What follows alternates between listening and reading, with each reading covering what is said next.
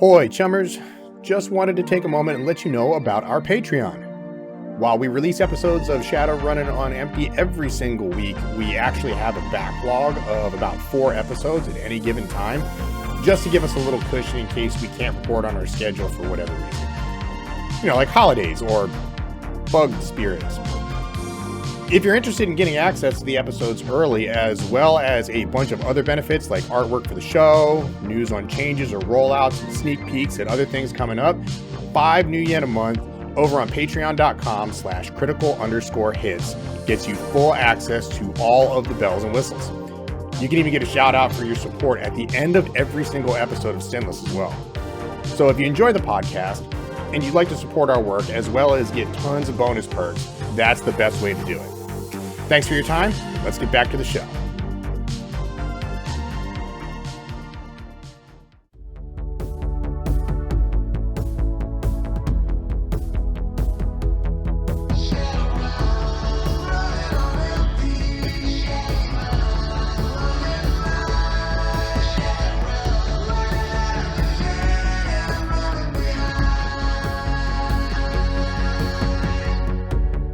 Hey chummers, So Easy Mode here. I've been a GM of various games for the past 25 years. I'll be the host of the podcast, bringing some much needed information about the shadows. Hey, I'm Austin. I play Kaze in the Sinless game, and I am excited to learn more about the lore.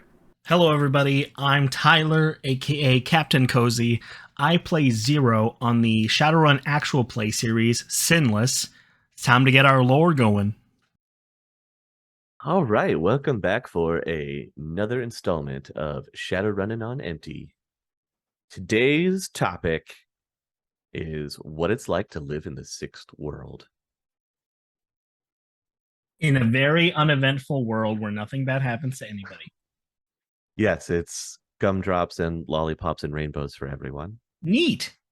I don't know, you might feel that way after you hear about what it's like to live in the sixth world. I mean, I'm excited to talk about the most pressing topic of the evening, which is going to be Taco Temple, why it's the best restaurant in the sixth world. The undiscovered tacos. Burritos like you wouldn't believe. All right, but what better way to start being a good citizen of the sixth world than starting out with getting your sin and what that is. Well, I'm glad that at least in the sixth world you get to choose which sin you want. You know, normally it just happens organically, but unfortunately we're not talking about the 7 deadly. We're talking about your system identification number.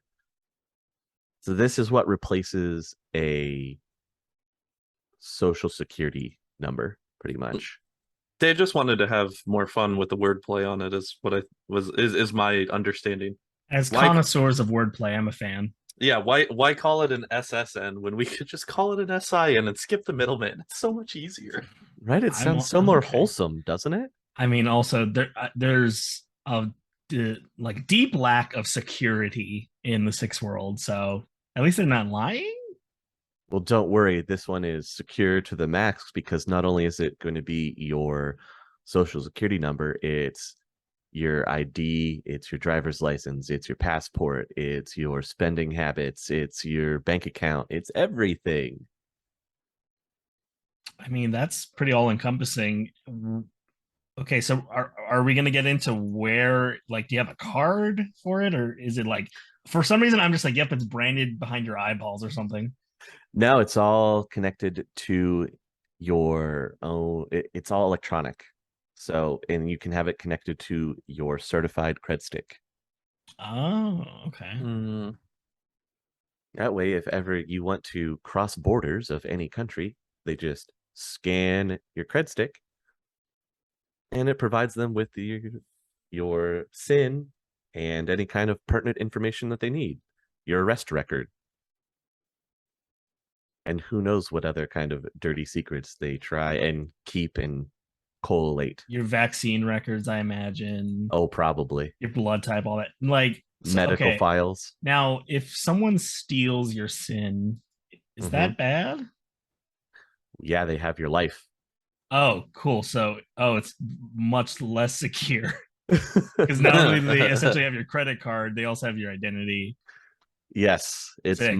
it's much more difficult. That's why the system identification system is kept under a very, very heavy matrix security. Like we're talking like a ultraviolet system. So Hopefully not an AI system because, as we've learned with previous experiences. they're very secure and reliable. As history has taught us. I've committed myself to being the propaganda manager here on Shadowrun on Empty. Everything is fine. Everyone is okay. Come aboard the arcology. Okay, wait. So if someone does take your card and they have all that, if they swipe it and it's like secure as you said, would it like flash of like this is not the person who should have this card? It depends on the rating of your cred stick. Oh, okay. So you have different levels of security that you can have.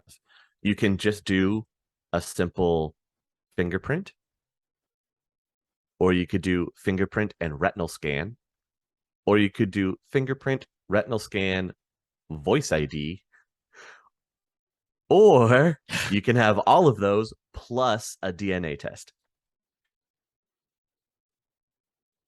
And all that to get a room at a hotel. Depends on how fancy the hotel is, really.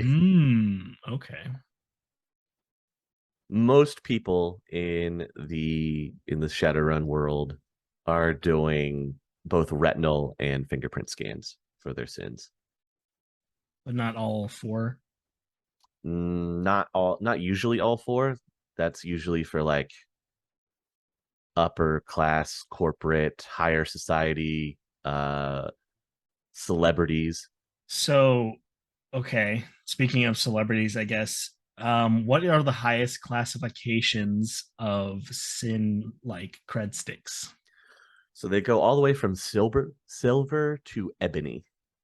Oh, so you're telling me that my rating 5 ebony cred stick under PD Williams, I'm a baller. Would have all levels of security. Neat. I should use that more. I realized, sorry, quick tangent. I don't know how to use money in Shadowrun very well. And I've just kind of been loosey-goosey. Yeah, okay. But I did write down the loot from a previous episode. So, hey, I'm working. Good. Sorry, I'm pretty sure that my false identity that I'm trying to start a corporation under is a silver level cred stick, false identity cred stick. So maybe I need to step my game up on that one then if I, Want to start a small business? If we're gonna have big business under it definitely might be something to look into. Yeah, that might need to be a thing. So once you get your sin, now that we have that, now it's time to get a job, right? Wrong. Ooh. Right? That's wrong. Right? That's wrong. Right? No. Right?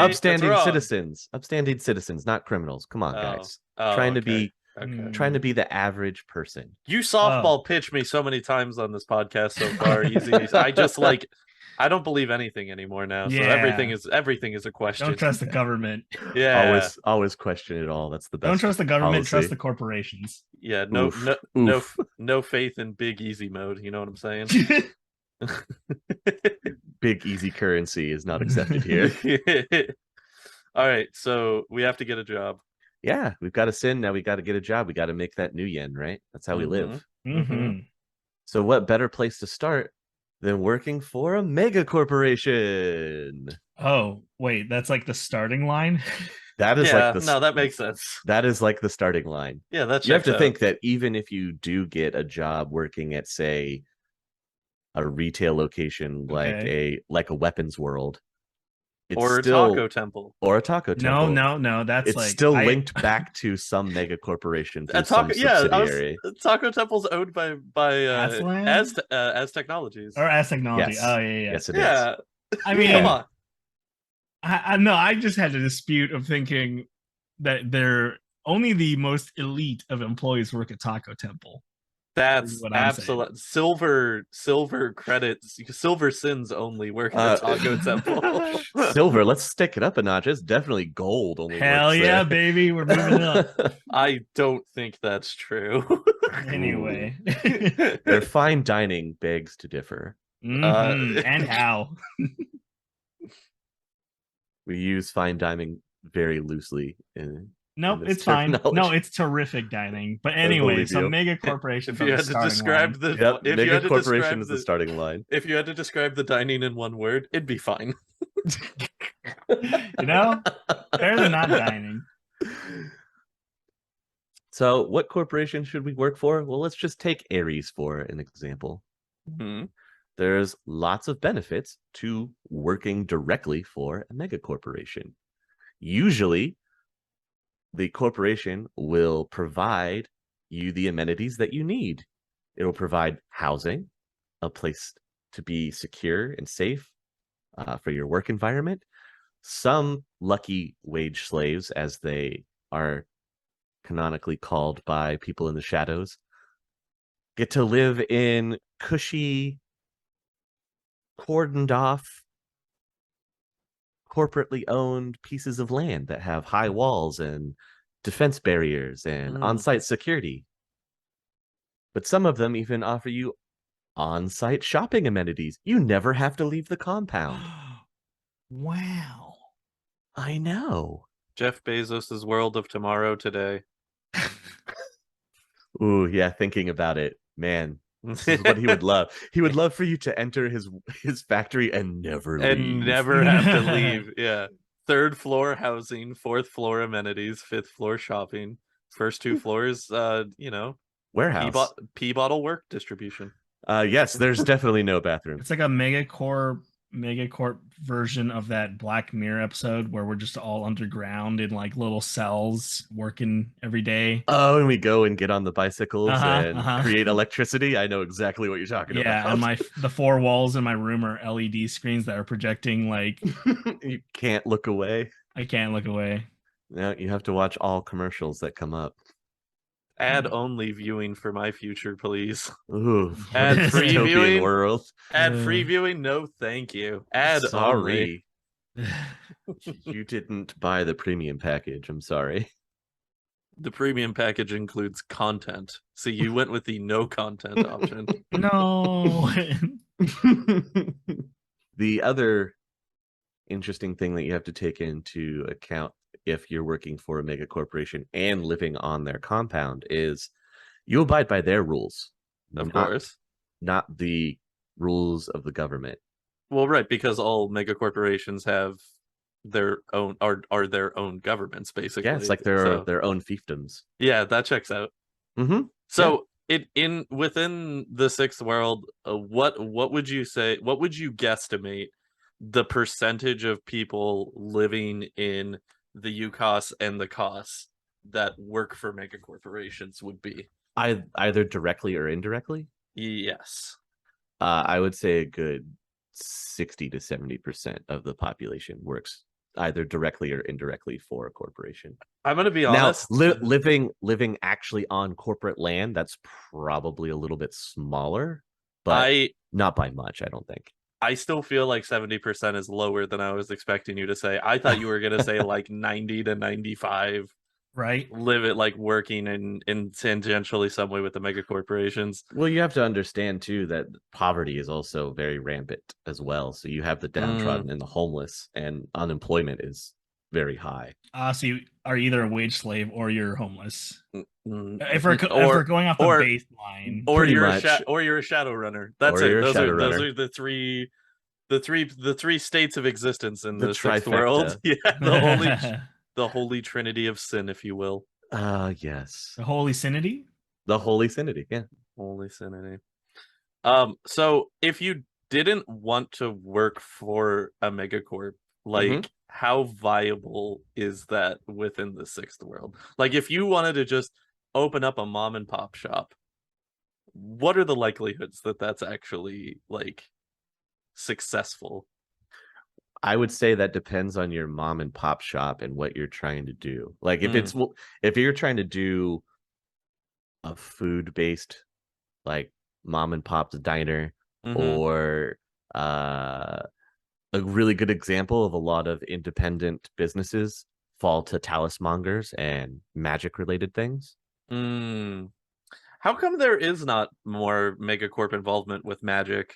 That seems like something that they would have wanted to breach into.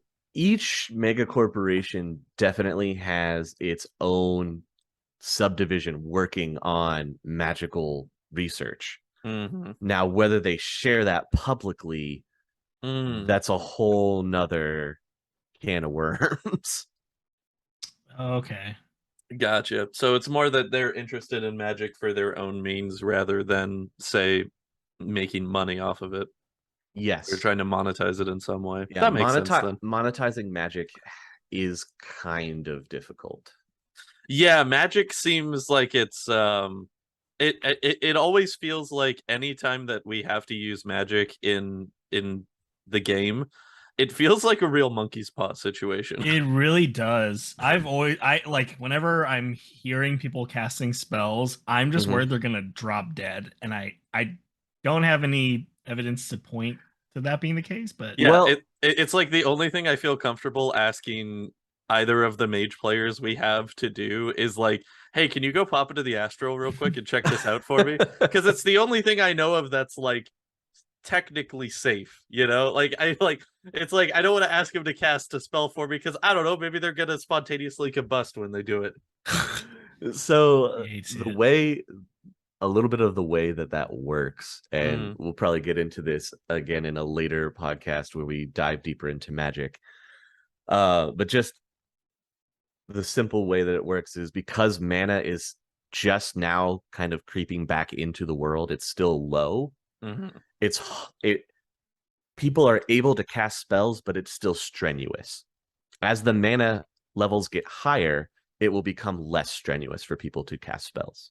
Gotcha. So it's more of an exertion and exhaustion type of issue, and not necessarily like a double-edged sword of casting. Right. Think of it as like a heavy workout. It's tough to channel your mana, and it's even more difficult to do elemental magic. Like casting fireball is way more strenuous than someone casting stun ball. Right. Yeah, that checks out. So for private business running and non-corporate attached things, the most successful ventures tend to be magic related, is what you're saying? Yes, especially shops, talismongers that do any kind of reagent gathering for magical formula. That's very, very time consuming, and it can be very expensive to do. Enchanting itself is very time consuming and very expensive. Gotcha. But the money's there. But the money is there. The money is there. I mean, there are some mom and pop stores that exist, and you are more likely to see mom and pop stores further away from major city centers than you will in downtown sprawls. Like out in the Barrens where you guys are, especially in Touristville, you're more likely to find mom and pop stores. That makes sense. More because a lot of the corporations don't want to spend the time, money, and protection that it would take, because you're in like almost a demilitarized zone. That's what the Barrens is like. Yeah, the bottom line isn't worth it in that scenario. Exactly. For sure. Well, now that you've got this cushy new job at Ares and you're doing great, you're getting along with your coworkers, and you're really stepping up there in the corporate world, right? Boy, howdy, am I going to make management this year? Well, let's say you get passed over for management, and that really just grinds your gears. Oh, man. But you know that you might be able to get a better management offer at a different corporation. Huh? Well, how do you do that? How do it? There's got to be a better way. I'm sure it is simple and conflict causing. Yeah. Oh, yes. Well, unfortunately, you definitely signed a contract when you started with Ares, and a lot of those contracts are very airtight, especially in their exit clause. Okay. The average way that most of these successful individuals that are desired elsewhere Take their own death. I mean, I guess that's one way to do it. I was going to say usually someone will go through a fixer and hire a Shadowrun team to extract them. Yeah. Yeah. That's the Okay. best word I could think of other than blatantly kidnap. Interesting. Okay, so there's people that hire kidnappings on themselves to get away from mega corporations. Yes. Oh.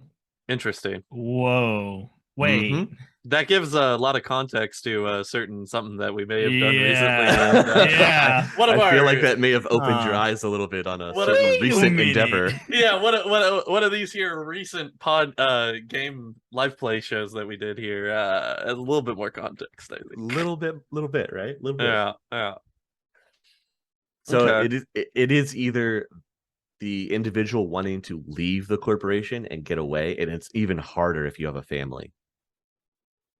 Yeah, that makes sense. You have to take them all, or else you run the risk of the former corporation you're trying to get away from using your family to entice you to stay. I feel like if you have a family at that point, then you go for the fake your own death route, right?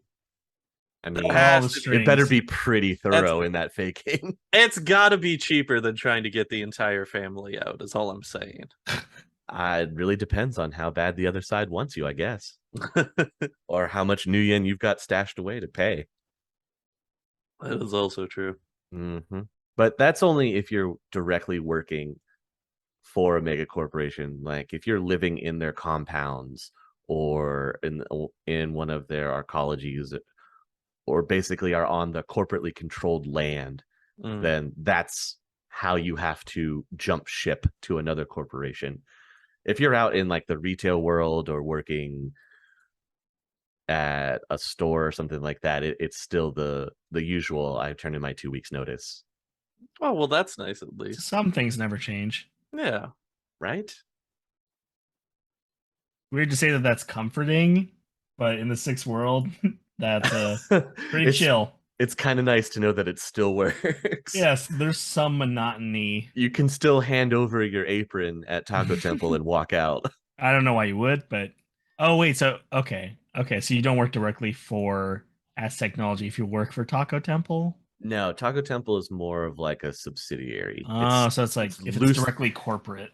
Yeah, if you're directly corporate, then if you're living on the compound, yeah, you're not getting out. If you're behind the fence, it's not as easy to get out. Behind the very nice fence. Yes, the very nice high fence with drones and armed security guards.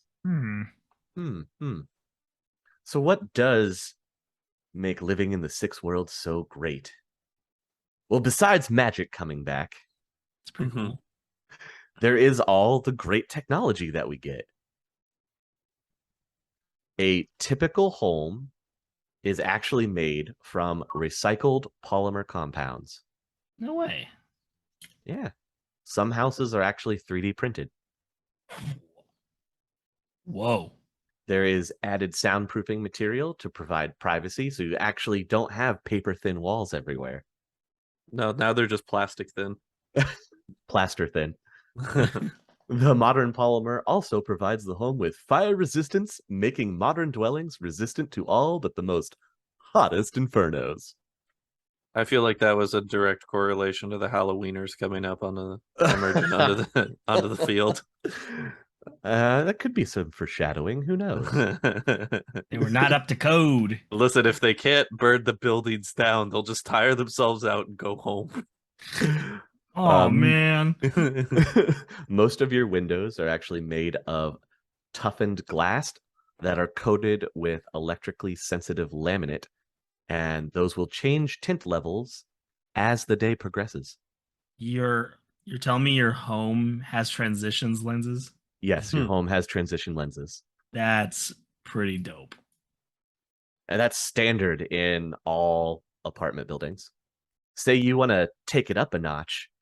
And I do. You could, for your own private dwelling, since the glass is already electronically sensitive, you can add circuits to it so that now, instead of the horrible downtown vista that you would see, you can have it look like a Palm Beach. Oh, wow. This is actually the Black Mirror thing. Yes, you actually can do that. You can have your windows set to portray whatever vista you want. Jeez, those hacks that make Shadowrun just ripping off Black Mirror. Yeah. No original About time ideas. someone took them to task. Yeah. Also, your typical modern home is almost completely automated for your convenience. That would be for my convenience directly. I would appreciate that. Yeah, I will take automated homes, thank you. When you wake up in the morning, every clock shows the same time as you glance across to the cup of joe that your coffee machine has been instructed to make exactly to your temperature specifications. Yes, please. Huh. When you check the fridge for breakfast, you know all the food is still fresh since the fridge monitors the best before dates of all produce and alerts you before good food goes to waste. I hate to say it, guys, but this is slowly convincing me that I just want to do a Shadowrun campaign where we're just everyday citizens in our nice homes, just working and just like doing being a Sims, wage slave, just a Shadowrun wage slave Sims. campaign. Yeah, just like, Oh boy. be normal. Wake up people. every day. Be definitely normal people like Kevin. You know you'll have milk for that coffee because the fridge dispenser monitors the reservoir level and will automatically reorder your beverage. You know what's funny is my wife and I are actually in the middle of remodeling our kitchen right now, and we went to go look at like replacement appliancing because we have a refrigerator that's legit from like the late 80s in it. In there currently.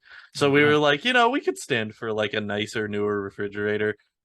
And the guy that was showing us the units at Lowe's was showing us like the high end refrigerator where it's like so the thing you were talking about with the like it will let you know when your food will expire, that already exists. I know. Whoa. You could be in the sixth world today. On smart fridges you can log your like expiration date of your food and it will push notifications to your phone to let you know if you're no, listen, this is where we get into the everything might be too connected for everybody's good.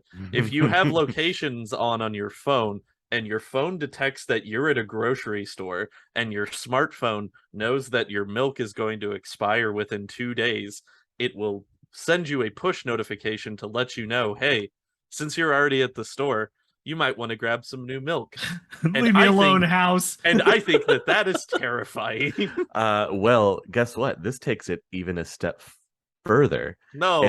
And that it notices that your milk is going to expire. Not only will it notify you the milk is going to expire, but it will order replacement milk for you and have it delivered. It's like infinite milk. I don't never run out again. I don't like this. I don't like any of this. The other funny selling point to me was the fact that the guy was like, yeah, and there's a camera in your fridge. Isn't that cool? So if you go to the store and you're like, do I still have any of this? You can look into your fridge and see if you need it or not. And I was like, it's like we have never existed for 60 years making grocery lists before. That is like, a thing of the past. I'm low tech. Hey man, apparently. in writing things on paper is pedestrian. And paper doesn't exist. It might not even be possible. Yeah. What a rich luxury writing a shopping list out would be in the sixth world. You're so entitled. You must be a bajillionaire and have like 5 sheets of paper. Clearly, I have an Onyx level sin. So clearly, how dare I? You get your newspaper printed in the morning, don't you? Yeah, and hand delivered by the last dodo. He is that has been cryogenically frozen for centuries. He's been recreated specifically for my pleasure as a mailman. We could be figuring out immortality, but you're too busy getting milk from your dodo. Hell yeah. That's a sentence. And if he's late... Ooh. We're about to see the last dodo. Well, again. You can always just make another one, right? You got the cloning technology. Let's just say there's a reason that he's the last of the dodos. Oh no. Wait, okay, so this is a quick tangent, but if someone has a fax machine, yes, does that mean that they're like a billionaire with like a supply of this rare paper? How uncommon is physical paper in the Sixth World? Because it feels like something that we've played up to comedic effect, but also I am interested. Okay, so it is definitely something that we have played up to a comedic level in the live play. It is not as ridiculously rare as we make it out to be. It's just, come on. It's more of, I'd say, a social faux pas because everyone is just plugged in. Why don't you just read your news off the Matrix or off a device like everybody else? Why do you need to hold the paper and trash the planet, you wasteful person? Oh no. So from a social faux pas standpoint, it feels like what you're saying is it's like telling somebody that you don't have like a TikTok account, Yes, or like yes. Okay. Except one of these has an effect on the earth, and the other one is TikTok. Yeah, so get on TikTok, Tyler. Oh no. No! I'm killing the earth because I don't twerk. You're ruining the society and deforesting the earth. How dare you? No. You could be dancing. I could be twerking my way to a better world. Please no. I can see it now. And you will be able to see it across millions of platforms when I guess I'm trying to save the world. One Good. Rainforest at a time. Good, I'm glad that you're finally on board. Oh boy, howdy. I was blind. The better example would be most people using a Kindle and you are still wanting to go into a bookstore. Oh. That is a way better example, but I still like mine so much. So you're telling me of course. that canonically Zero was one of the last people in the world to have a piece of paper that if you check early episodes, Zero had a piece of paper that he was writing on, and everyone was like, "Whoa, that's so rare." Yeah. And I don't even know what happened to that sheet of paper. Anybody seeing you write on it out in public would be just, they would no. immediately throw up in the street. They would just projectile out of sheer disgust. Don't you know what you're doing to the environment? Is there like a PETA parents but sheared their paper? children? Is there a PETA but for paper? Actually, PETA does still exist in the 60s. Oh, great!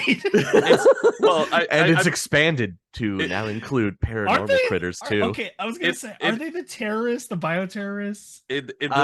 They are seen by some corporations as eco-terrorists. Yes. In the Sixth World, it's just called PETS. It's People for the Ethical Treatment of Trees. Oh my god! Oh boy, I love it. I hate it. I love it. They are literally the antithesis of the Halloweeners. The complete exact opposite. Halloweeners want to burn everything down. Pet wants to grow everything up by burning everything else. Burning everything else down. Yes, absolutely. Take your corporate building and tear it down. Mm-hmm. This was all from us talking about milk. This is all from milk. Milk is a gateway drug to bioterrorism, is what I'm hearing. Well, obviously. Oh, no. Didn't you know? I'm take pretty one swig and you're hooked. Have you checked your carton to make sure that it came from a consensual pasteurization farm? I don't know. Cows have feelings too. Yeah, cows have rights, Tyler. Jeez. Oh, the Sixth World is a nightmare once again. And just like that, we're sour on it. Like your milk would be if it expired in your fridge. Oh, ha cha cha. Wow. So yeah, that's how your fridge works. That answers all my questions. I have nothing else that I need to know about. There's nothing more important out there. We've covered it. That's So it. there's still more automation for your house. Don't worry. Oh. I haven't left anything out. You tell me more. Okay. I need an entire section dedicated to the bathrooms. Well, as you walk from room to room, motion sensors automatically switch the lights on and off and adjust them to your preset preferences. Oh my god. You can even set them for time of day or season. So yes, you no longer have to string Christmas lights. You can just set your apartment to Christmas. But what will the Christmas light industry do in the off season? How will all of the college dorm kids give them money? Somebody think of the other corporation. Think of the small corporation. Well, it looks like they've been the mom eaten and by pop the corps. bigger corporation. No. Oh no, not capitalism. Oh jeez. The true victim is capitalism. The true villain was capitalism all along. Who Truly, knew? exactly. Who could have guessed? Oh, and speaking of how you said your fridge has an internal camera, so you could, he tried to sell you the internal one, so you could look at whatever's in there. All of your appliances in the Sixth World have some kind of monitoring system. That's terrifying. I hate that.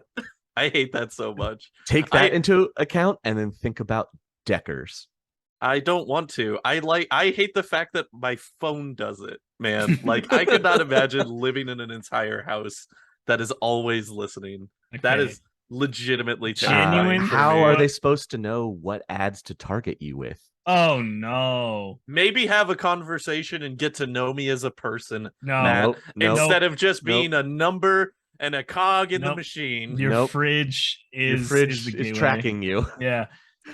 You thought you were tracking it. It was tracking you. No. Okay, wait. I've never trusted Big Fridge. If this gets cut, it gets cut. But are you telling me that it's even easier for people to look at my butthole now?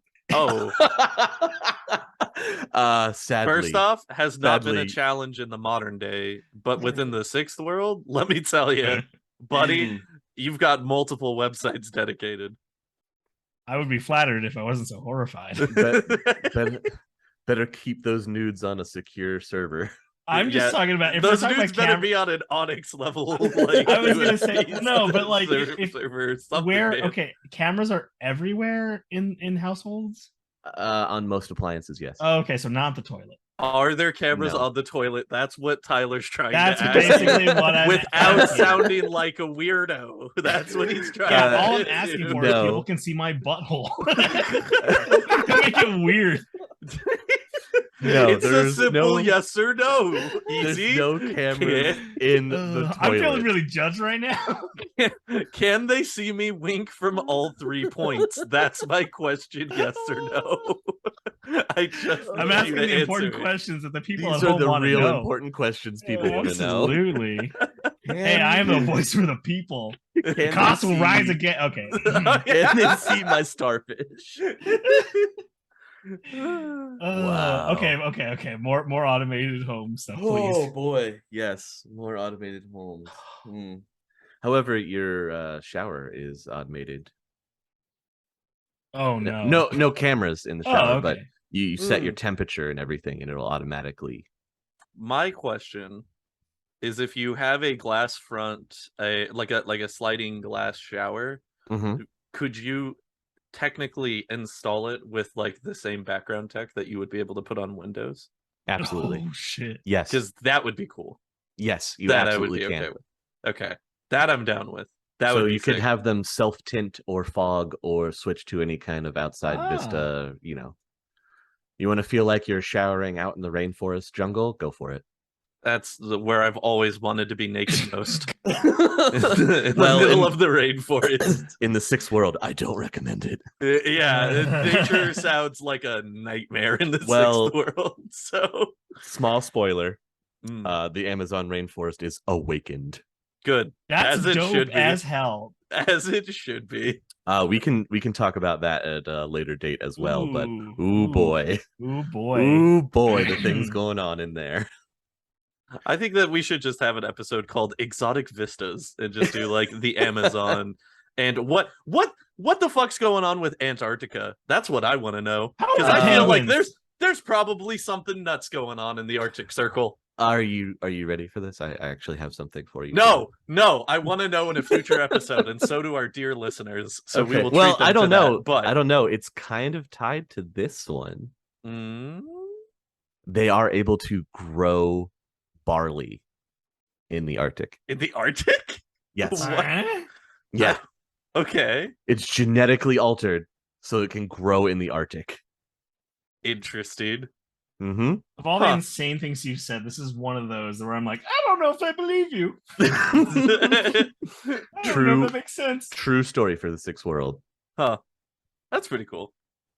So everybody's up in the Arctic Circle making small batch craft beer and talking about their fantasy sports teams, and yes, yeah, it's all a bunch of dads in the Arctic Circle in garages making. They're talking about this year's Super Brawl. Yeah.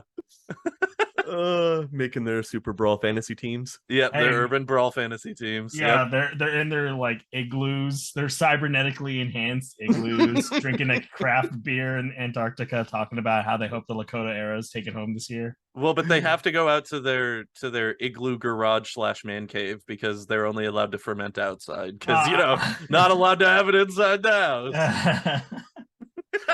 So true. And we could cover these important steps here. Absolutely. Again, how to homebrew in the Antarctic.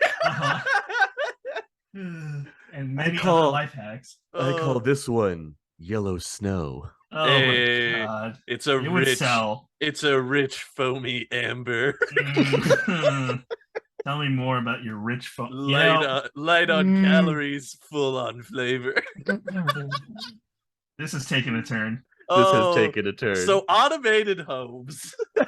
Don't forget that your oven is equipped to cook, broil, nuke, toast, boil, cool, or freeze your food. All based off of any recipes that you pre-program into it. Yeah, that checks out. So you get home from your mundane wage slave job, and you just go to your oven and you're just like, oh man, I really want meatloaf. I do. And you just press the meatloaf button, and then your oven. And then the front of the oven opens and it goes, and I would do anything for love. But I won't do that. Because that's the stove that I want. That sounds amazing. Okay, so you have drones in your home, so when you start doing that, and it'll just auto cook it for you. The drone pre-makes everything based off the recipe that you have installed, and then your oven does the rest. Yeah, but I feel like the drones would be missing the most important ingredient: love. How dare you? How dare you? I'm just saying, would probably still make the meatloaf myself and then just let the oven cook it I do currently. I'm pretty sure when we talked about the arcology, we talked about how AI are perfectly capable of love. of love. Right? Of love. Of understanding love. So in that same vein then, because of the many different settings you had mentioned for our ovens now in the future, if I wanted to just make ice cream, would my oven be able to make ice cream for me? If you have the recipe pre-programmed and you've got the milk from your fridge. As long as you've got the goddamn milk. My infinite milk. The Mobius milk. The answer is yes. Oh man, this is a beautiful, beautiful world. Not to mention that your home is also cleaned by drones.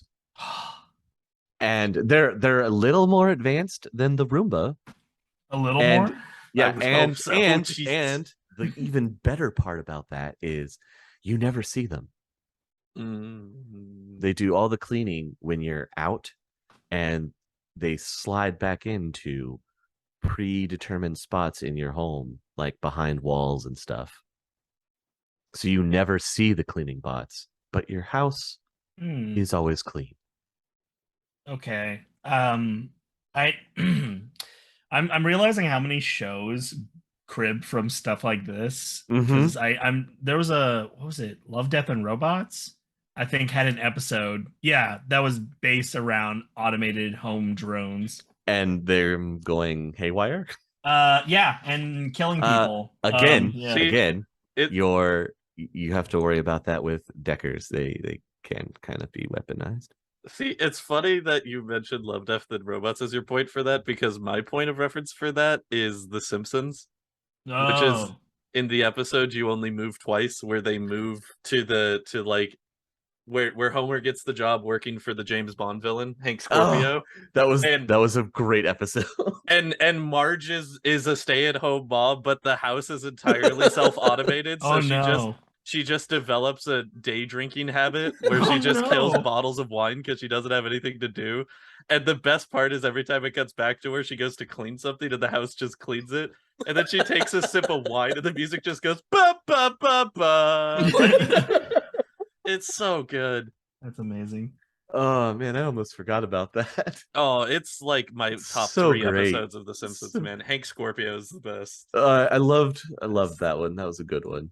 But yeah, so self-automation is terrible. People don't get behind it. I was also gonna say, like, now I've been imagining that like the sixth world is still like recognizable to how our current society is, with the exception of, you know, like the magic and all the magical creatures and shit. Yes. And now I'm just gonna be imagining that it's just Wall-E, but with magical creatures all over, where humans are just fat lumps of flesh that float around in their pods and have everything done for them. And we've become so unself-reliant that we have reverted back to like no bone density, no muscle tissue. We are possibly approaching that. I mean, if you keep up with some of the futurology stuff that is coming out, we're fast approaching what is the Shadowrun 6 world, just without the corporate extraterritoriality. Yeah, I was gonna say the magic part's pretty crucial. I think without the magic, let's be fair, corporate extraterritoriality, that's the next step. That's like with like by 2030 we're gonna get to fucking corporate extraterritoriality. That's a very dystopian future. Yeah, when Samsung, AT&T, Amazon runs for president and we can't stop it in 2040. Not even Jeff Bezos, it's his AI. It's just his AI. Yeah, it's Jeff 2.0. Oh my god. And finally, all of your modern homes, of course, have built-in security systems, a panic button, and matrix access. Hopefully those two things are not next to each other. No. Usually your home apartment or your home has a central server where all of this is connected and run. Okay. So like if a you hub.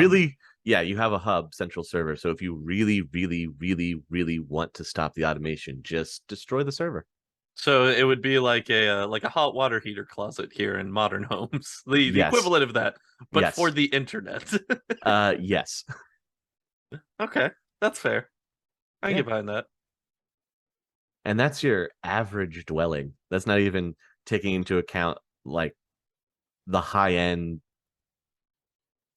like penthouse apartments. I don't even want to know or things like that. I don't even want to know what rich people living is like in the sixth world, because it's already it's opulent. It's unnecessarily opulent in modern day. I can only imagine in megacorp dystopian future settings how ridiculous it gets to. Right. Ugh. I will say though, all things considered, that is a pretty considerably good standard of living for like your wage slave minimum, you know, like menial worker type person. That's a pretty solid deal. Like, that's really not too bad. Yeah, that's how they get you. Yeah, well, obviously. Well, consider me got. Yeah, that's what I'm saying.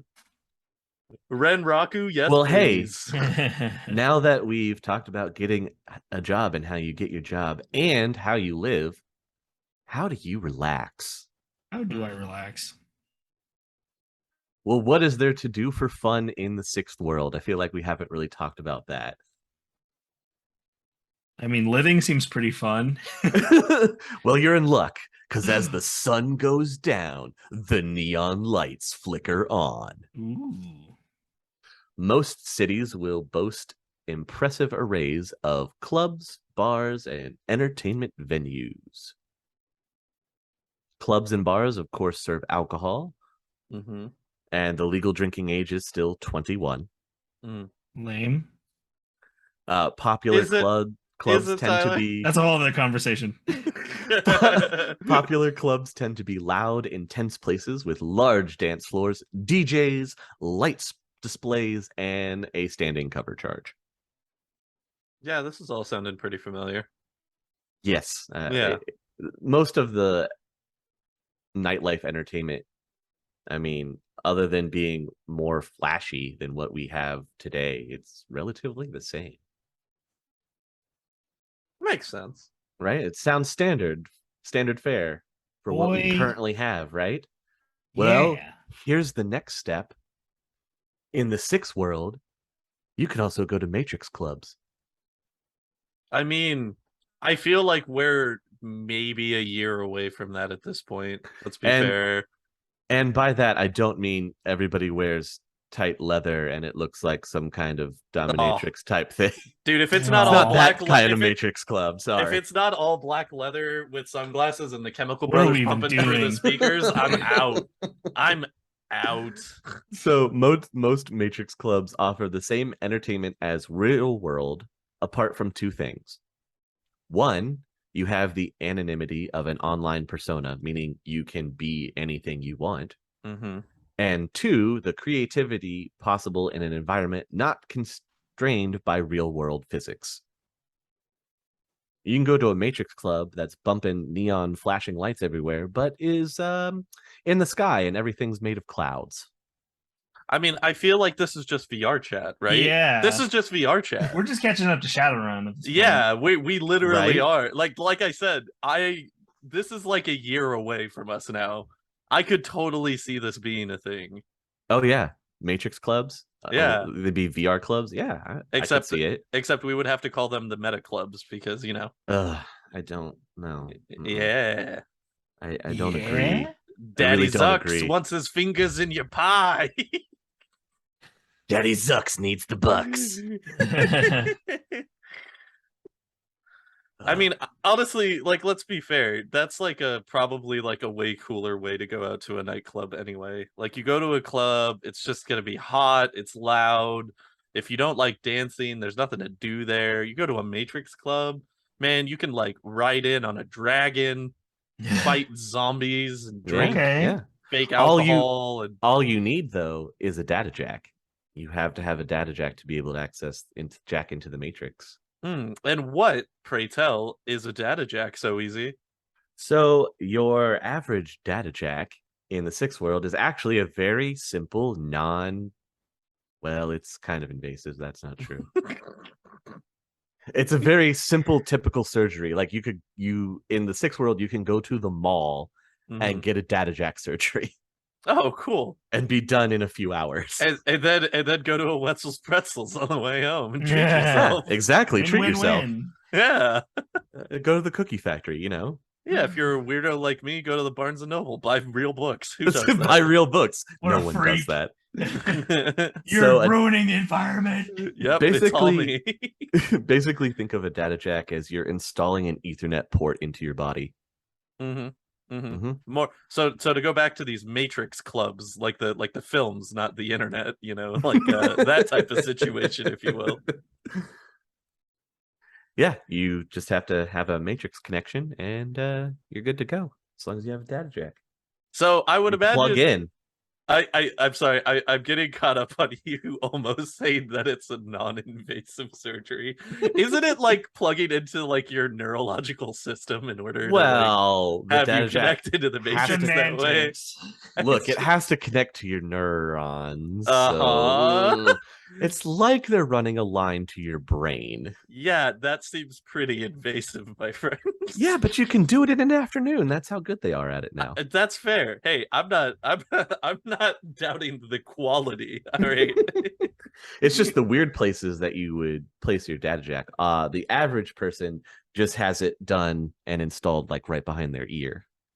What if Tyler wants to put his data jack where people can see it when he's using the bathroom, if you know what I'm saying? If you really want to, you can. You and I do. That's just more wire they have to run down your body. That's all. Well, you got to pay for the premium views.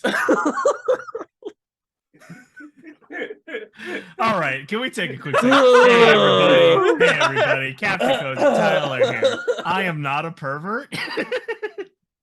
That's not true. Hang on. That's a lie. Okay, sorry.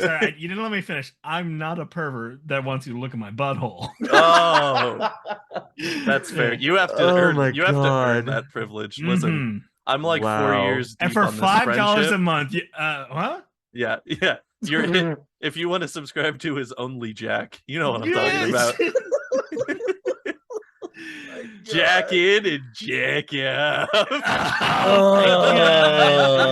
We did it. We solved it. We did it.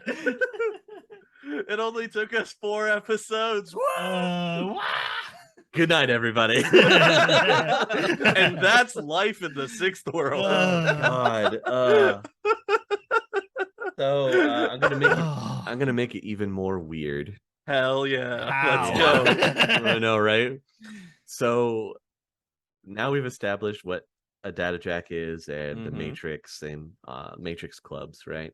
Well, say you don't want to do that, or you don't want to leave the comfort of your home, and you'd rather just watch something like a movie or the television. Well, you have 2 options there. You can watch your movie on a regular flat screen TV. Boring. Or you can watch your movie in Tritio, which is a 3D projection of the movie. Now, is it true or false that Tritio killed the radio star? Because I've heard a lot of hearsay about this. That is an investigation that is definitely ongoing. I have to agree, though, that this Mysterious next bit, forces. SimSense definitely killed the radio star. I see. The mysterious forces. They're at it again. They're at it again. Those sons of bitches. So you've got your flat screen or your Tritio to watch your shows or movies. But why watch your shows or movies, right? When you could be a part of them. I could be a show or movie? Well, you could be the character in the show or movie that you're watching. Your favorite movie, you could be the main character. This is where SimSense comes into play. I'm starting to see the appeal of the Matrix now. I understand. Yes. Well, this is the fun part. With SimSense, you don't need a data jack. Well then. Yeah. That just makes it all the more appealing. With a SimSense rig, you can become the main character of your movie. You could become the main character of your favorite TV series. Now, you said the word rig, and generally, my knowledge of cyberpunk aesthetics has led me to believe that if something is a rig, that probably means more invasive tampering again. So how does one connect to SimSense, pray tell? Well, if you don't have a data jack, which would be the easiest way, then you can get a full rig, which is much like a pod-like chair that you would sit in, and then the goggles would go over your face, and you would have you'd have some electrodes attached to you as well, so you get the full immersive experience. Electrodes, you say? I'm expecting like the helmet with like the giant brain spikes that go in order to make sure that you're comfortable. I mean, it is a helmet that fits over your head and the visor drops down. And then what happens between that and when you take it off? Who knows? Who knows? Who indeed knows? That's between you and Cyber Jesus. You can only imagine what made SimSense so popular. I'm going to imagine that it is feel good buddy cop movie. The hub strikes again. It's not feel good buddy cop movies. I'm sorry. They are feel-good movies of a certain type, though. Hey, they are. Hey-o. It started as a cop procedural, but became something more. Tyler, once more, do you want to get your plug and promos in here while we're talking about this? Or, Hey guys, let me tell you. No, my outfit hasn't come in yet, so sorry. I don't want to be false advertising. So what you're saying is the reason why Simpsons is so popular is, say, for a point of comparison, the same reason why Blu-ray beat HD DVD. Yes, and if you know the history behind that, you understand what we're talking about. Mm-hmm. Insider baseball to our insider baseball. Very good. That makes sense. Yeah, no, that checks out. That seems like exactly what you would use the Simpsons for. I do have an actual list of some Tritio shows. Yeah. What do we got on that list? Here we have one called guess what, everybody? Survivor makes it into the sixth world. Of course it does. It just ramps up. Are you ready? It's Survivor, the Arcology. Oh, no! That sounds like a nightmare. We make a game out of the Arcology? So I'm assuming that this show came into fruition before the Arcology went into lockdown, right? After. After? Whoa. What? Yeah, after. Oh, wait, so are these like people that are outside of the Arcology going back in? No, it's after the Arcology's been cleaned out. It's Survivor, Renraku Arcology. Who will get booted from the previously sealed upper floors of the Arcology this week? Oh, so it's like a novel experience to go to this place. Murdered in the upper floors of the Renraku Arcology is the better question. What the hell? That's pretty badass. It's like combat sports, just go up another notch. It's like, I just imagine that there's like one dude who's like fighting for his life against like automated security drones, while in the other room 2 women are arguing about one of them sleeping with the guy that she liked in the previous week's episode.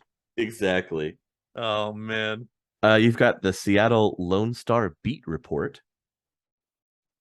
A new Shadowrunner terrorist gang threatens your livelihood. Find out how you can stop them.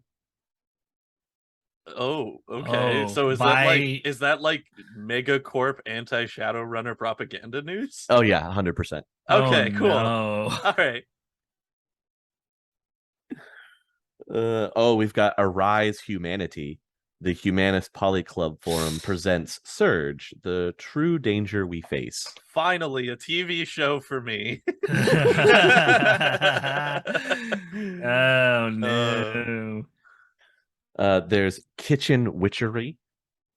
Wanda the Kitchen Witch whips up her latest magical brews and enhancing elixirs. This I would legitimately watch. I'm not gonna lie. Oh, absolutely. I don't even have a joke about this one. I would watch this. That sounds delightful. You know which one we're waiting for. There's one Tritio that we're waiting that we're waiting for you to name drop. You haven't done it yet. Would it happen to be Worm Talk? You sure would. Well, that's mine. For Tyler, that's absolutely mine. Yes. I've never missed an episode of Worm Talk. Don't worry. There's also Carl Combat Mage. Woo! Let's go. That will enhance your life experience. It will not rot your brain, as some detractors will have you believe. How dare No, it'll just you. reprogram it and turn you into a sleeper weapon. It gives you purpose. It doesn't rot it so much as it gives you purpose that you didn't know you had within you. To an unstoppable weapon. The implementation of which we don't know the full scope of yet, but it'll definitely do it. Been out all evening, hitting the clubs really hard, and you don't want to make your way all the way back home. Instead, you're going to grab a hotel. No, you're gonna grab a hotel. Oh, I thought I was gonna take a Johnny You've got cab. some options here. You can either, go and hang out at a coffin. You can get a coffin motel, which is the cheap, inexpensive way, or you could go get one that you would think of today. Now, coffin motels are unique. Okay. they do exist today in some corners of the world. It's basically just a pod. Yeah, it's a pod hotel. Yeah. It's just a single pod hotel, right? little Yeah, room that's for what you I to was jump gonna into guess. that has a Okay, yeah. bed. You can sleep. You'll rent a locker. There's a communal bathroom wash area, and you just are in this little thing that you can just lay down in because you can't stand up. Oh, that's cool. Actually, that's on my bucket list of things I want to experience. A pod hotel Yeah. Or like those definitely would be different. trains that have like the compartment that's like your own seat, but it's also a bed. Yes. Okay, another quick tangent. I do follow a channel on YouTube that The is just sleeper this trains? person who Yeah, sleeper travels trains on are the cool. different transit things, like the one that's like a sleeper train and stuff like that, and it is very cool. It sounds interesting and different. I don't know if I would want to actually stay in a pod hotel. I guess if I have no other choice, yeah, it's probably the most inexpensive way to do. Well, you spend the entire evening at Dante's and then you stumble into your pod. That's true. That's true. I've watched my fair share of YouTube videos about pod hotels. They are conceptually cool and in application sound like a nightmare to be in. I'm not gonna lie. It's like every single one that I watched, it's like two guys that'll go do it. Then they'll be like, "So how'd you sleep last night?" And he's like, "Well, I heard the guy next to me get up every 30 minutes to go use the bathroom, and it was hot because there's no climate control inside of them because that would require you to have like individual AC units for every pod."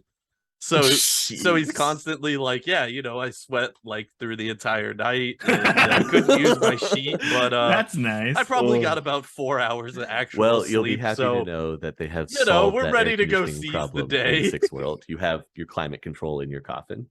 Perfect. That's good. That's good. Then yes, that would be cool. then I will go with you on that one. So outside of like traditional travel, what is like the travel, like the so you've got transit your infrastructure taxis like in the Sixth World? Obviously, Uber and public buses, and if the city is built for it, either elevated trains or subways, right? What the Sixth World can offer you as well is there is also air travel options. Like they put you in a cannon and shoot you to the other side of the city, or no, they're actually taxi helicopters. Oh, that's kind of cool. Whoa. And vector thrust vehicles as well. Vector thrust vehicles? They're called VTOLs. Oh, okay. Yeah. Vertical takeoff and landing. And yes, and all air traffic control in the city for transit is handled via drone. And there is actually a air traffic control center for transit, for city transit, as opposed to an actual air traffic control for all commercial or international flights. So it's just one air traffic control for everything. No, it's two separate.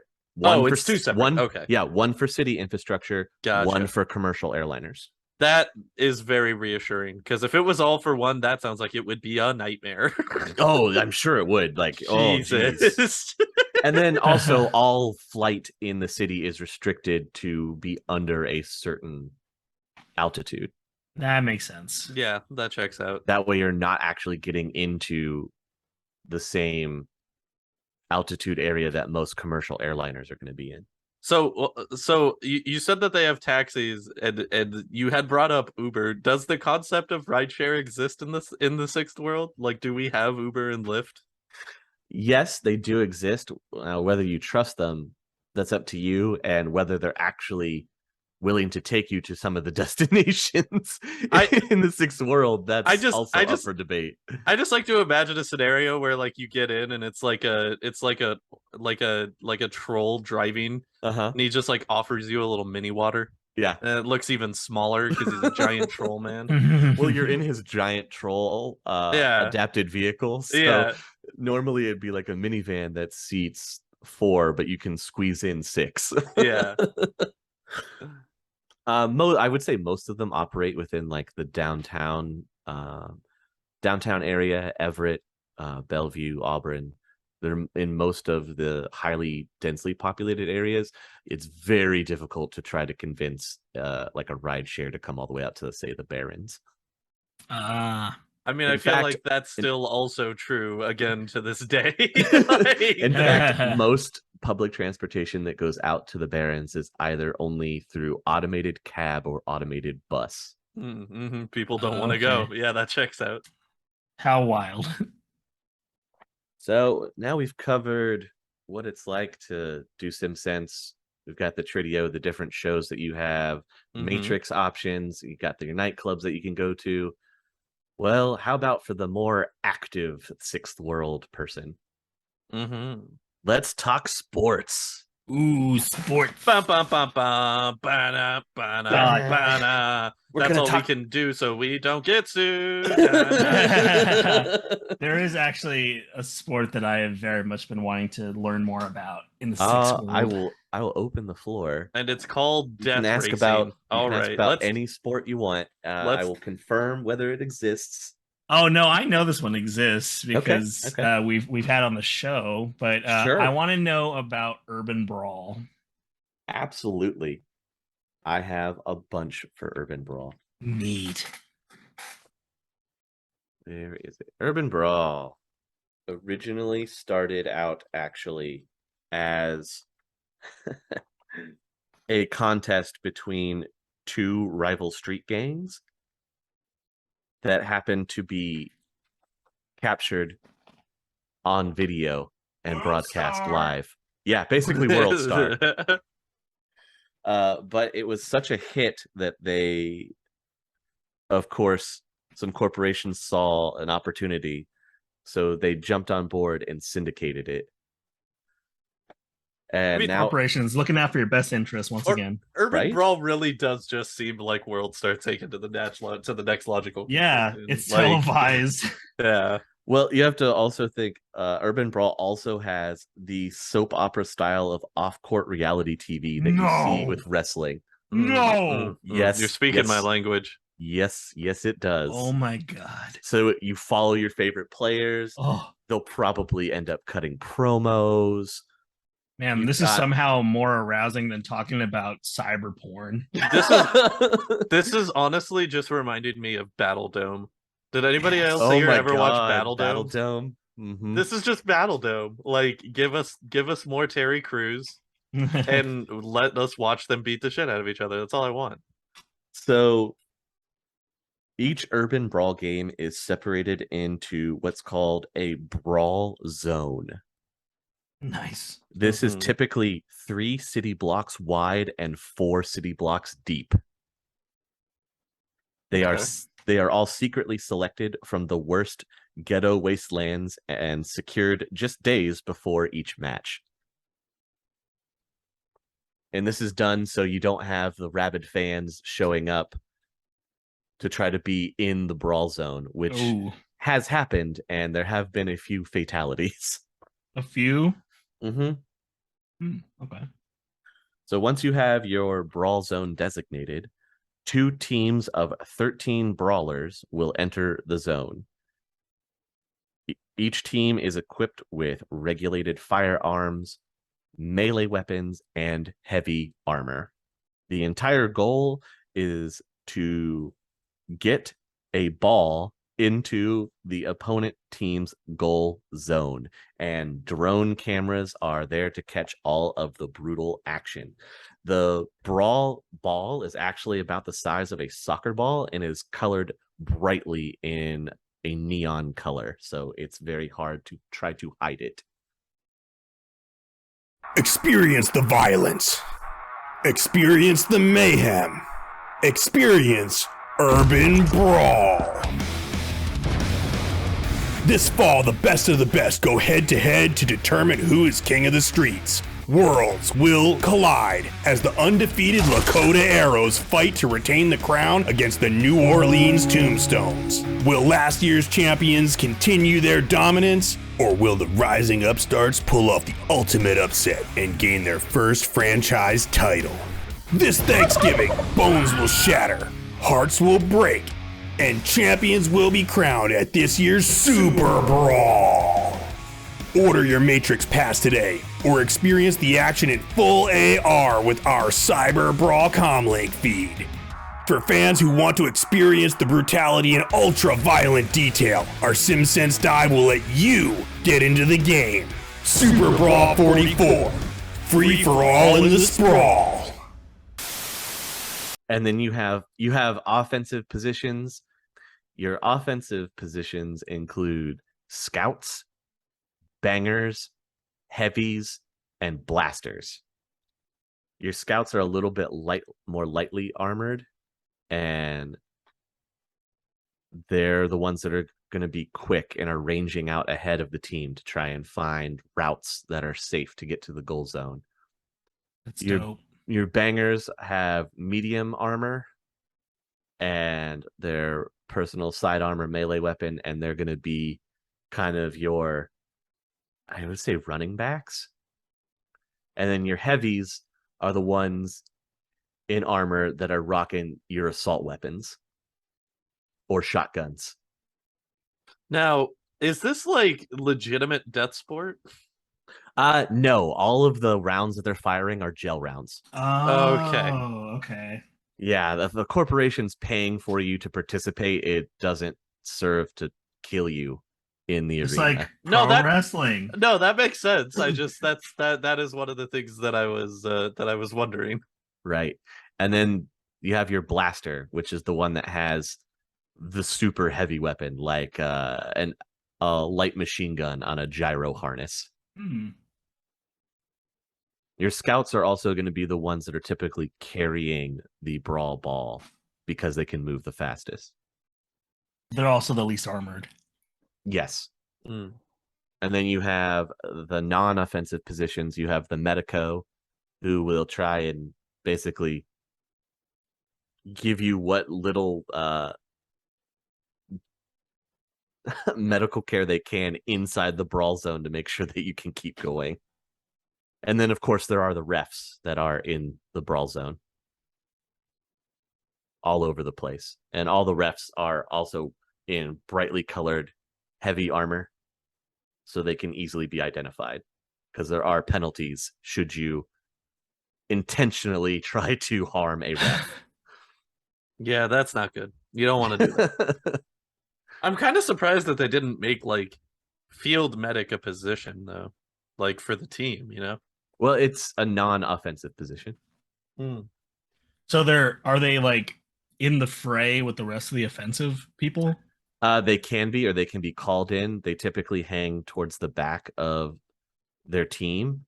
And on their armor, it's usually got like a white helmet and white shoulder pads, so you can designate that the medico is a non-combatant. Gotcha, and then target them first. Actually, there's penalties for that. No, come on. Yeah.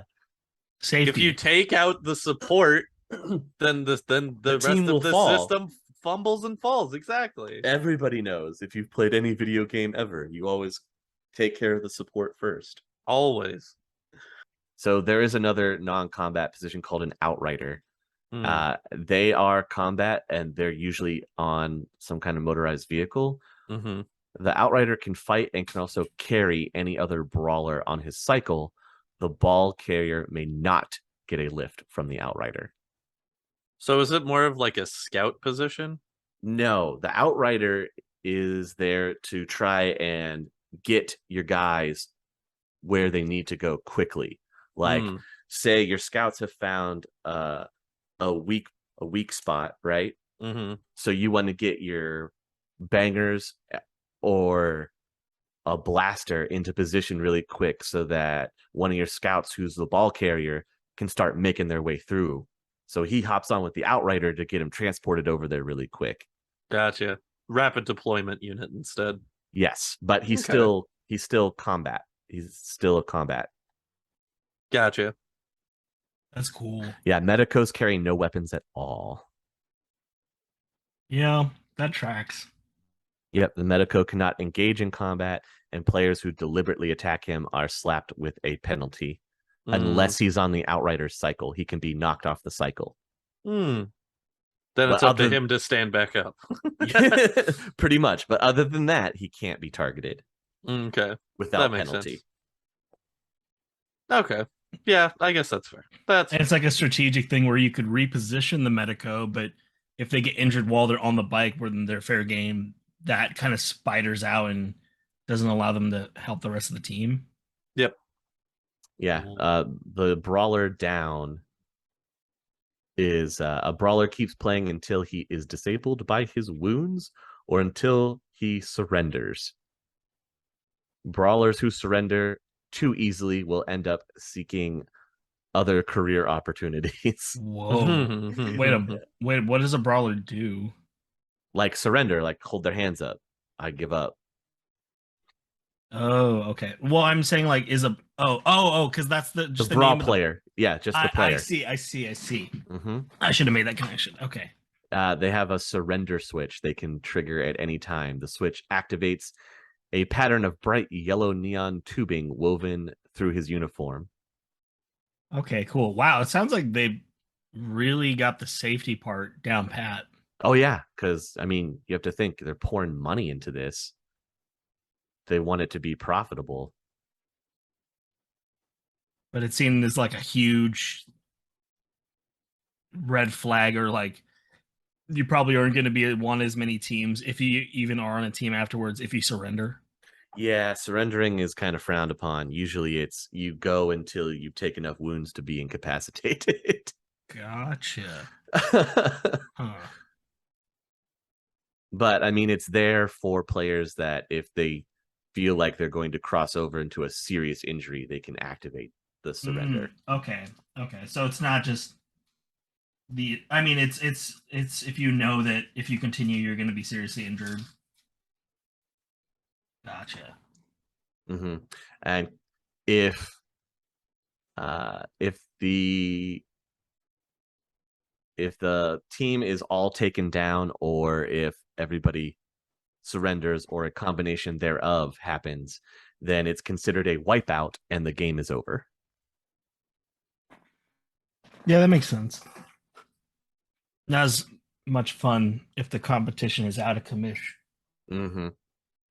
You have 2 to 4 officials that cover each city block of the brawl zone, and officials wear extremely heavy armor that usually has, like I said, the glow paint on them to be marked as referees. This is to like avoid collateral damage. Well, so they don't get targeted, and officials also carry tasers with them just in case. Oh, if they do get attacked by a brawler, thinking that the brawler can get away with it. Gotcha. But yeah, that sums up Urban Brawl. I do have a list of North American Urban Brawl franchises. Ooh, okay. Of who owns who. We've got the Ares Predators. Guess who owns them? Aztec Technologies. Oh, no, sorry. Damn. Ares owns that's my Ares second Predators. Guess. Okay. Ares owns the Ares Predators. I guess that's one. You've got the Atlanta Butchers, or the Koss. Ooh. Hey, my boys. This one actually, I thought was fantastic. In the UCOS, there's the Boston Massacre. Oh, they're called the Massacre. They're called the Boston Massacre. That's so good. That's a very so good on so many levels. That's a very good name. It's very offensive, but it's a very good name. No. I feel triggered and upset, but it's a very good name. You've got the Chicago Slammers. They're all fans of Pogs. Yep. The Cincinnati Lasers. Ooh. Yep, Cincinnati known for their lasers. Yep, this is Denver Thunderheads. Yeah, all right, that's fair. Okay. Here's another good UCOS one. The Detroit Nightmares. Ooh. Not Okay. bad. Not bad. The Caribbean League also has a brawl team. And the Caribbean League is Cuba, Havana, Virgin Islands, all down in that area. They have the Havana Gorillas. It's Okay. good. There, of course, is the Lakota Arrows. Hell yeah. The Miami Spears, also part of the Caribbean League. The Miami Spirit. That's an awful team name. Quebec sporting the Montreal Assassins. I do like that a lot. Just it's not a word I would associate with Montreal, so like that's fun. The Draco Foundation has a brawl team. Hell yeah. Remember Dunkelzons created Uh-huh. Yep. They have a brawl team. They're called the Mountain Dragons. Yeah, okay. That's fair. There's the New Orleans Tombstones. Nah, it's all right. They're looking pretty good this season. New York Slashers. Whoa. New York Slashers. That's a little on the nose, but all right. Yep. California Free State, of course, has a brawl team, the Oakland Terminators. That's fun. Do they only have one? Because that's the more surprising thing to me. They do only have the one. That's actually surprising, considering that they've got like 5 NFL teams. Mm-hmm. In reality. That's I can't believe that they got away with only having one. Renraku has a brawl team called the Renraku Invincibles. I feel like that's a missed opportunity for them. They could have been like the Renraku Shoguns. Ooh, that's good. Yeah, right? The branding could have been a little bit more on point there for sure. So missed. Seattle, of course, has their own brawl team called the Seattle Screamers. Yep, named after their infamous Trio stars, I assume. The St. Louis Slaughter.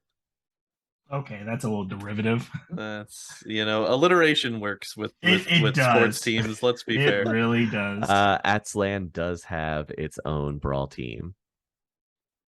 They're the Tenoctitlan Volcanoes. Wasn't the volcano eruption one of the big things that was caused by the spirit dance? Yes. Okay, cool. All right, I just wanted to make sure that was. I wanted to make sure that was remembering that correctly. You remembered correctly. All right, sweet. So yeah, those are some of the major named ones. I mean, I feel like the one I'm probably most disappointed with would be New Orleans going with the Tombstones. Like, I get it. I'll give it to them. It's not terrible. But my oldest brother lives in New Orleans, and he's a huge baseball fan. And they had finally gotten a minor league AAA team down in New Orleans that was like the New Orleans Miami kind of southeastern United States farm league division. And I believe the team ended up folding in like 2019 because they moved out of New Orleans, but they were called the New Orleans Baby Cakes. And they have legitimately the most nightmare creature mascot for any sports team I have ever seen. So what kind of cryptid is it? If you don't know what a baby cake is, the baby cake is in reference to the king cake, which is something that they give out during Ash Wednesday, around Mardi Gras season. The king cake is just a cake, but within the cake is a little tiny plastic baby. And so what most companies and people will do is they'll have king cake parties where you bring a king cake, and then if you find the baby in the king cake, you get like some prize for it. You get some type of prize. It's supposed to be good luck if you find the baby. Confirm the mascot is a nightmare creature. So the mascot for this team is like a hyper cartoon drawn baby with a baseball bat and a baseball bursting out of a cake, but the cake looks like it's like this lower body of like some type of centipede creature. So it Actually, looks like Bruh. it looks like this horrible caterpillar nightmare creature. Someone was playing too much Resident Evil 5. I am the most upset because the one thing that I had asked was I asked my brother to get me a jersey of theirs before they folded, and he didn't. And I'm so sad because I wanted a New Orleans Baby Cakes jersey so bad. Missed opportunity. Oh But- my god. So that is forever my context of if a sports team has a shitty mascot, it could always be worse because they could be the Baby Cakes. Oh jeez. I honestly didn't need to know that existed.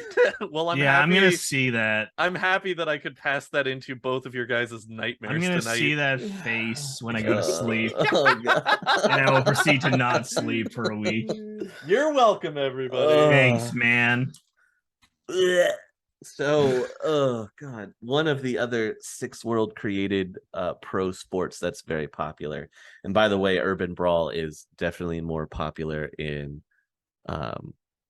North America than it is overseas, although Yeah, that checks out. Yeah, it Europe really checks out. Europe does have some of their own brawl teams. It is slowly gaining more popularity, Nice. but it's still far more popular in North America.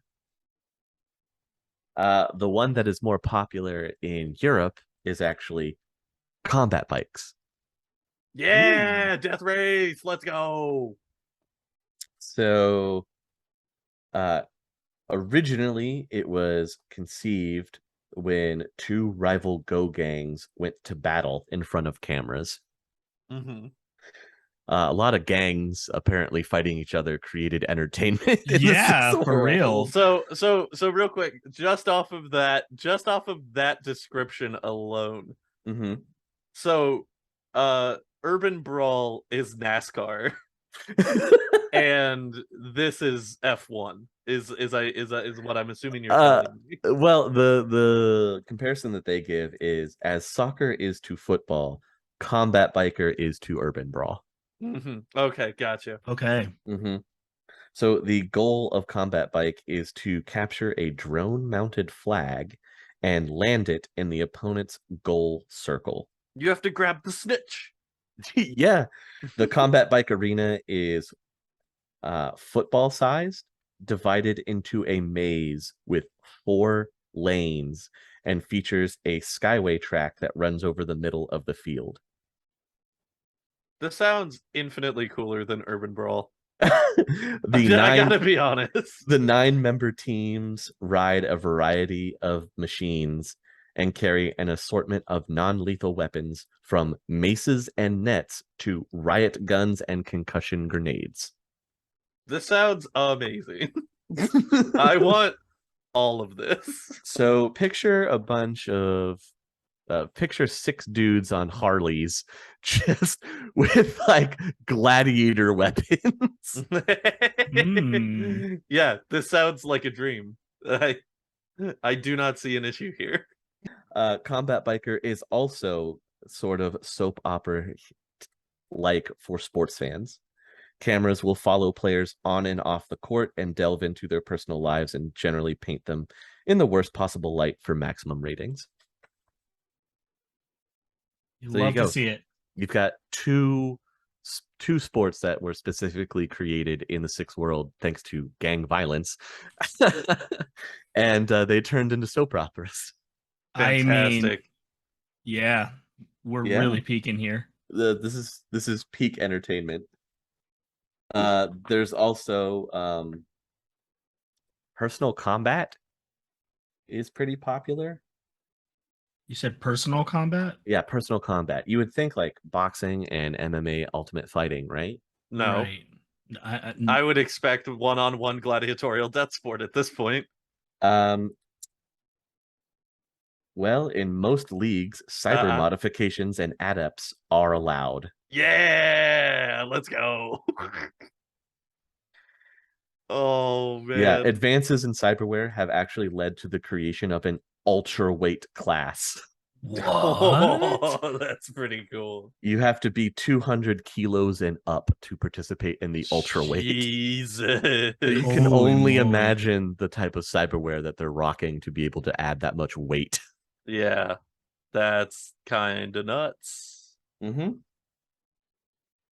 There is also a gladiator type sport as well, where you wear heavy armor and you have melee weapons and you just go and beat the crap out of each other in true gladiator fashion. To the death? No, again, it is to the knockout. To the pain. It's always to the pain. Always to the pain.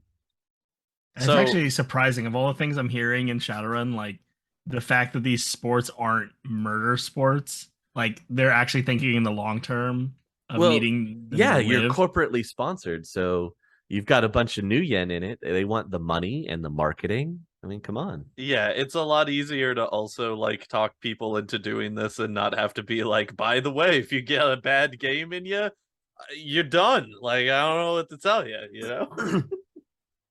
I will also tell you that there are 2 different Olympics. Like we have today. No, I don't mean just winter and summer. That's what he meant. I meant that there's the normal Olympics of winter and summer, and then there's the awakened Olympics of winter and summer. Oh man. So adepts and people that are magically active have their own Olympics. That's, again, like everything just seems like it would be infinitely more interesting to watch. Like, props to them for continuing the facade of the normal Olympics in the face of cool Olympics. But I would rather just watch cool Olympics because that sounds way better. So fans of football rejoice. It did make it into the 6th world. They did it. They did it. However, there are some restrictions. You cannot have cyber limbs, nor can you have go-go gadget arms. But any other type of augmentation is okay? Yeah, you could have dermal sheath. It's fine. Okay. What about like rocket feet? Is that a thing? That is not a thing. Oh shit. And that would be covered under cyber limbs. Oh yeah, I guess it would be. That makes sense. Dang it. I just wanted to see rocket feet. Man. They also changed just a little bit to better accommodate the talents of cyber jocks for the pro leagues for football. The football field is now a 150 by 60 meter field. Jesus Christ. Yeah, the football pads have actually grown more dense to be like actual armor, and the football itself is now denser. It weighs 2 kilograms. Okay. Yeah, football is now more gritty. Even grittier. So we finally get the XFL that we've always clamored for, is what I'm hearing. Yeah, that's exactly what you get. Sick. That's all I've been waiting for. Balls, but heavier. Yeah. Oh, and they do not bar awakened individuals from the NFL. Give me my cyber augmented he hate me. That's all I've ever wanted in my life. Not only is there the NFL, there's the DFL, which is drone football. So is that just like watching robots play football? Yes, it is. Oh, wow. I gotta be honest. I don't understand the appeal there. Well, drone football runs just like regular football, except that each team has a budget that they must allocate between offense, defense, special teams, and most importantly, repairs. I gotta be honest, this is kind of just sounding like BattleBots with more steps, and I'd rather just watch BattleBots. But they're also wait, no, are they flying or are they all grounded? I'm assuming they're grounded if they're playing football. I don't know what it's like in the near future. It doesn't specify. I assume they are also all grounded and probably rigor adapted. I would hope that they would have like the linebackers would be like have like tank tread legs. Yes, obviously. Yeah.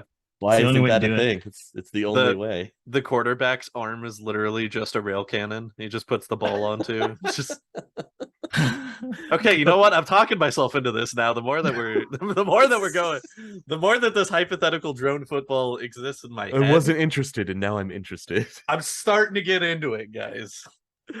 So, yeah, that covers all entertainment. That's living in the sixth world.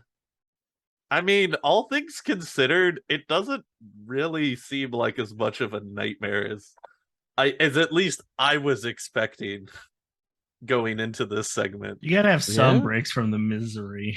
Yeah, like all things considered, it seems like all the bases are covered. People that are normal within the society kind of have all of the creature comforts that you could want out of a hyper evolved technological, landscape. I mean, there's only one other aspect of living, and that's food. Yeah. You got plenty to choose from. Oh, yeah. Yeah. A lot of it is soy based. Excuse me, they're what now? Most food, especially those that you get at the fast food variety, are soy based products. I think you misspoke. You meant to say like meat. Yeah. Sorry, I'll try that one more time. Mm-hmm.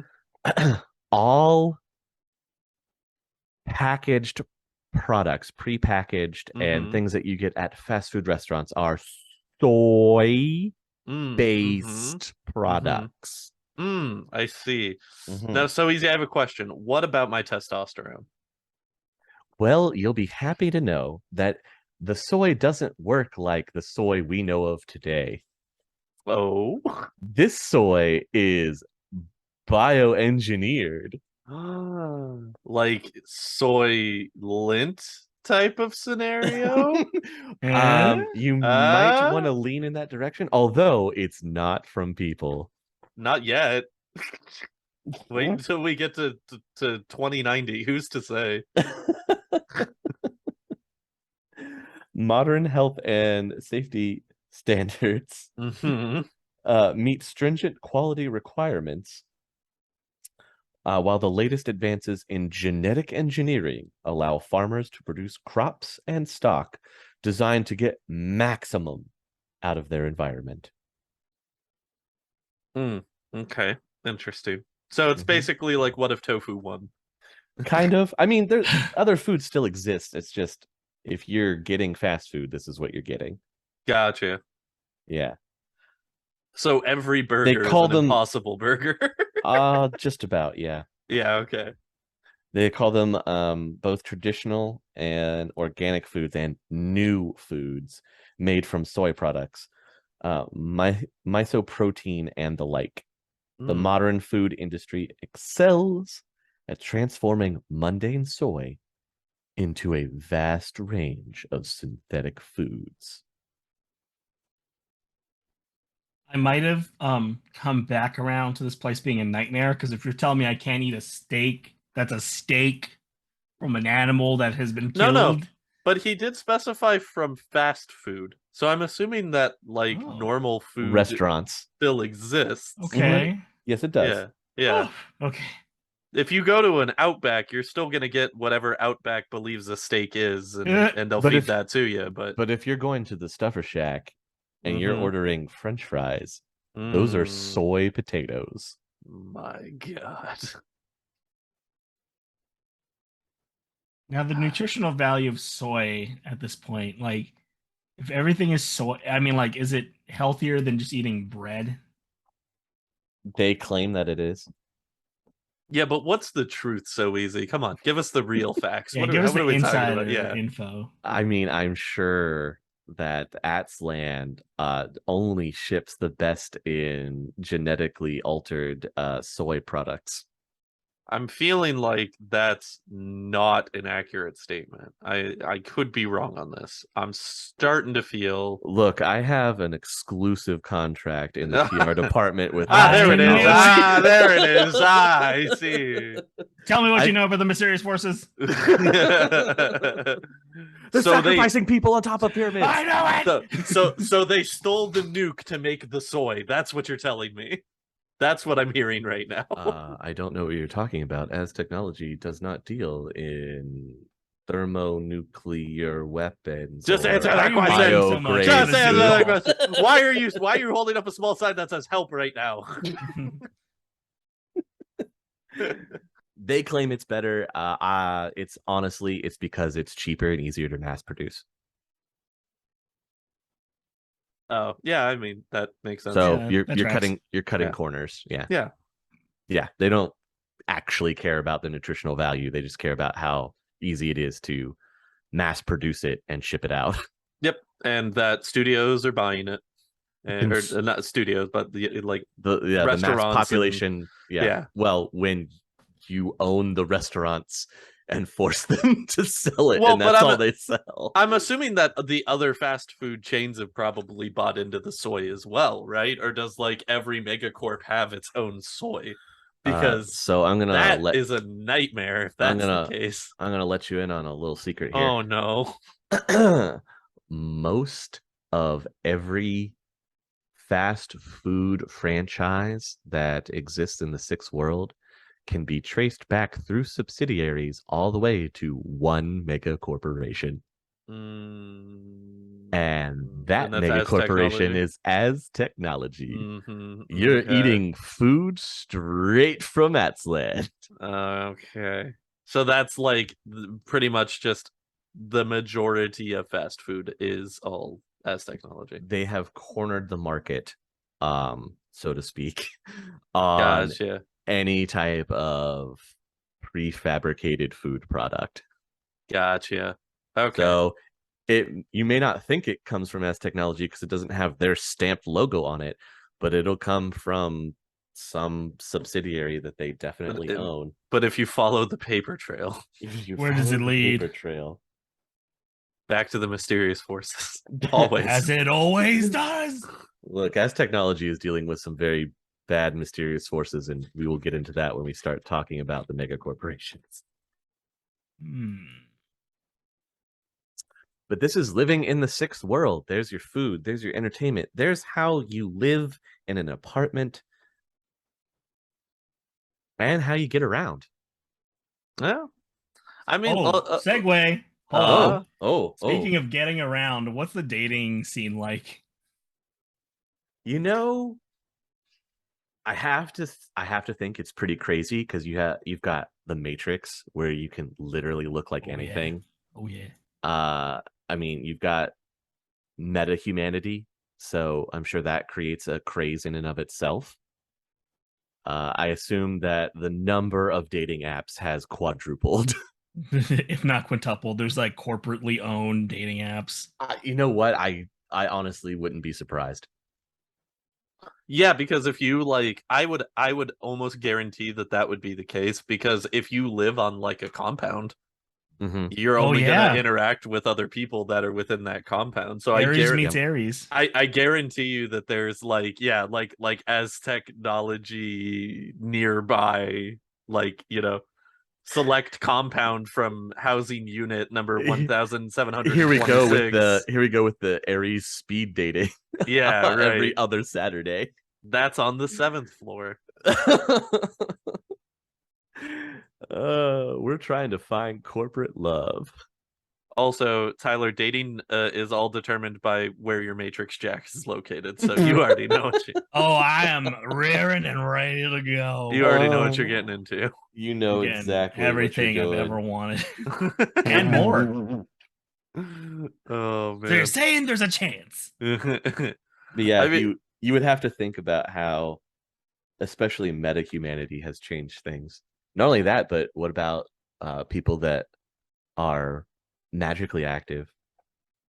Oh Yeah, man. that's Oh boy, I got wanting to some create like magic bloodlines and stuff. Come Ooh. on. Oh no. Oh wait. Oh Keep god. the Wait. magic pure. Oh Keep the magic no. pure. You want your offspring to be able to sling spells too. Well, And what here better way than to try to hook up with somebody else that can sling spells? And here I thought we were just gonna go into the details of magical edging, but then you bring up the magical bloodline purity, and suddenly it's not as fun of a conversation anymore.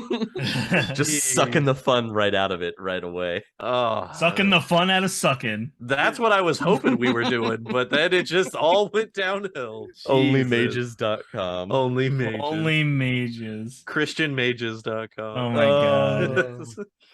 Oh yeah. that Okay, is- dragon. Okay. is-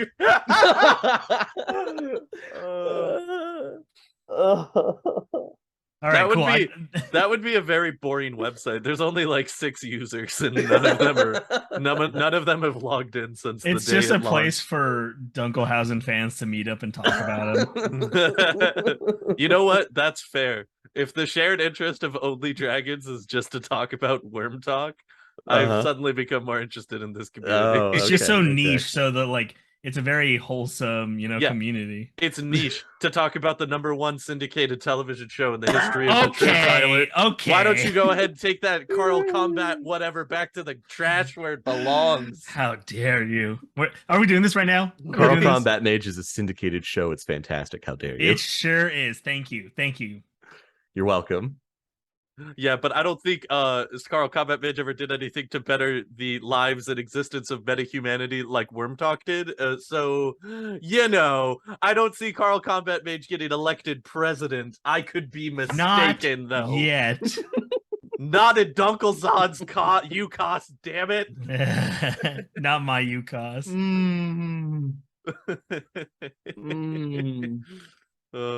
Wow. So yeah. You got any follow-ups for me about living in the sixth world? As I was saying earlier, like honestly, all things considered, not a nightmare existence. Yeah, this was like a nice refresher episode to be like, it's not all bad. Yeah. Well, till you think about how it's all Nope. We don't corporately owned and controlled. And... We don't think about that easy. We don't think about that. Okay, we think about. Let me spend 1 week. We think about the robot cleaning the apartment and the poop cameras. Those are the things that we think about. The important things. The real important things. And life is pretty good. Life is pretty good. Yep. Thanks, Megacorps. You guys did it. It's kind of one of those interesting things like Tyler was talking about where like honestly just doing like a role play, like a one-off role play session where you just play as wage slaves would be something that would just be entertaining, because absolutely it would be easy to draw off of, because for better and for worse there are a high number of similarities between Sixth World existence and our modern day life. So I hope it's kind of cool. I really hope that this has actually helped you appreciate more of what Kevin had to go through. I mean, there's that, but there's also just like the number of times that we've had to break into somebody's apartment now, and then having to think about, well, what if this apartment is attached to a megacorp and there's actually megacorp security on its way because of a broken door lock that was registered, and like all of this is now like in the grand scheme of things like also way more of a nightmare scenario for like having to plan for things going forward when we're in the role play where we're like, well, did we check the registration of the building that he lives in? Who owns it? I don't want to kick down as Technology's door just to get a couple thousand new yen. I don't want his Mr. Coffee taking a screenshot of me. Right? Like, as soon as I approach any building now, it's going to be balaclava on, just so that way I don't have to worry about anything capturing me at any moment. I mean, yeah, you've got all the surveillance on the street too, from like security cameras and whatnot. Yeah, I assume that that's just kind of like, I mean, the UK basically kind of already set a precedent for that. So. I was gonna say, think of it as the UK, and that is that is spot on what you're dealing with. And people in the Lone sixth world, Star on that CCTV footage right? daily. And Yeah. people in the sixth world do combat it about the same way that some people have started to in the UK, where they're doing that like off-kilter makeup, Yeah. where it'll ruin facial recognition. Yeah. You see a lot of that. That I is would pretty have common. I would have to imagine that within the Shadowrun world, though, that you would literally have like digital scramble hoods that you could wear that would like prevent your face from being able to be picked up by cameras and stuff like that. Definitely when the timeline progresses to augmented reality and the wireless matrix, that is definitely something that happens. Yeah. Okay. Yeah, no, that checks out. I could see that for sure. But all things considered, not a terrible place to live. Yeah. Not a terrible place to live. Yeah, when we were like nothing bad happened, relatively in the grand scheme of things, that's pretty chill. Compared to the history that we've already gone over. Yeah, It's just a day in the life. It's not bad. It's not bad. Considering how we got here, this is too bad in and of itself. It could, in fact, be worse. It could, in fact, be worse.